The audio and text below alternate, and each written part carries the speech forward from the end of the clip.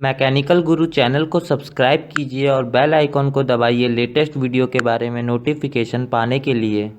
Hello दोस्तों, मेरा नाम है अंकित और तिलक लगा के स्वागत करता हूं आपका मैकेनिकल गुरु यूट्यूब चैनल पर।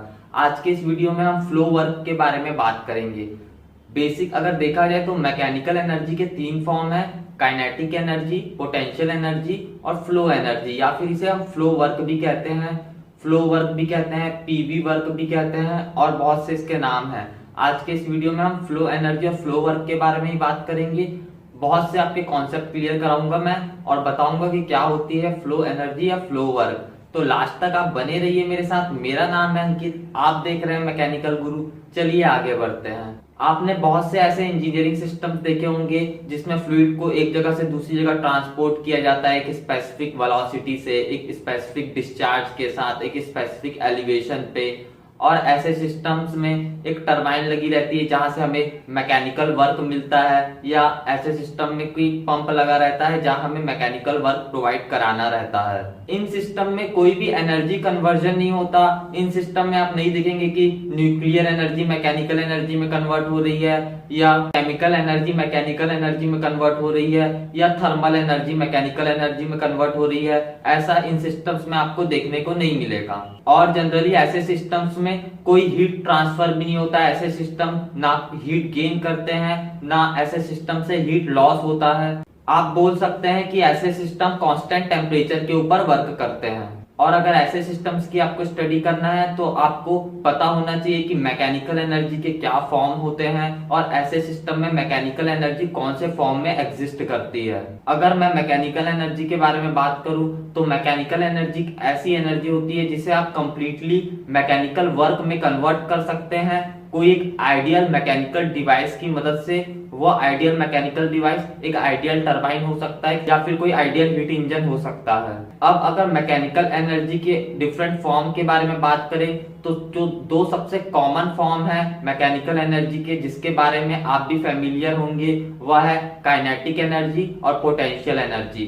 काइनेटिक एनर्जी भी मैकेनिकल एनर्जी का एक फॉर्म है, पोटेंशियल एनर्जी भी मैकेनिकल एनर्जी का फॉर्म है। और थर्ड जो सबसे इंपॉर्टेंट फॉर्म है मैकेनिकल एनर्जी का, वह है फ्लो एनर्जी, या फिर हम इसे फ्लो वर्क भी कहते हैं। क्लियर करा दूं आपको, थर्मल एनर्जी मैकेनिकल एनर्जी नहीं है।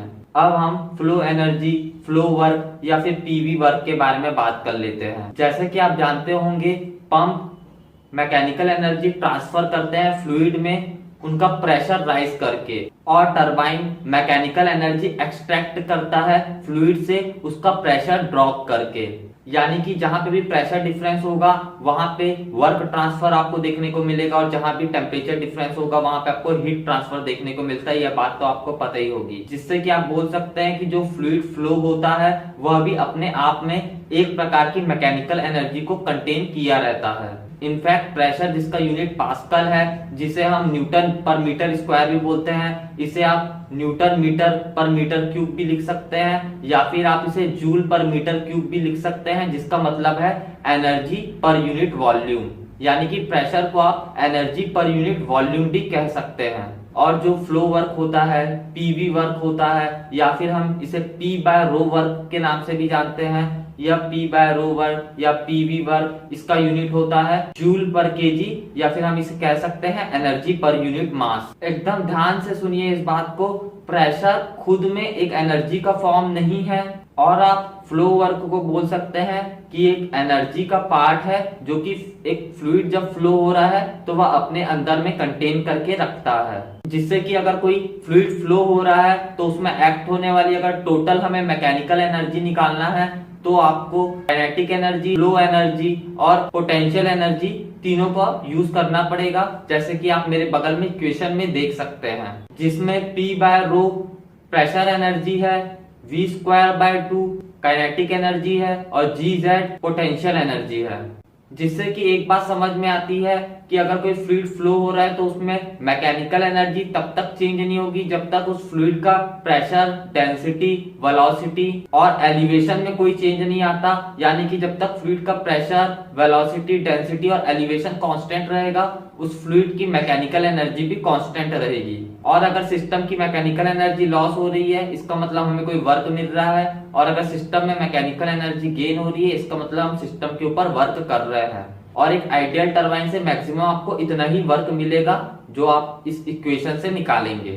तो दोस्तों आज हम लोगों ने फ्लो वर्क के बारे में बात की, पीवी वर्क के बारे में बात की, फ्लो वर्क और फ्लो एनर्जी के बारे में बहुत सी अच्छी बातें मैंने आपको बताई। मुझे उम्मीद है कि आपको ये वीडियो पसंद आया होगा। अगर पसंद आया तो जरूर इस वीडियो को लाइक कीजिए, इस वीडियो को शेयर कीजिए और मैकेनिकल गुरु यूट्यूब चैनल को अभी तक आपने सब्सक्राइब नहीं किया है तो सब्सक्राइब कर लीजिए, क्योंकि मैं आपके लिए रोज ऐसी अच्छी वीडियोस लेके आता रहता हूँ। जल्द ही मिलेंगे। जय जवान जय किसान।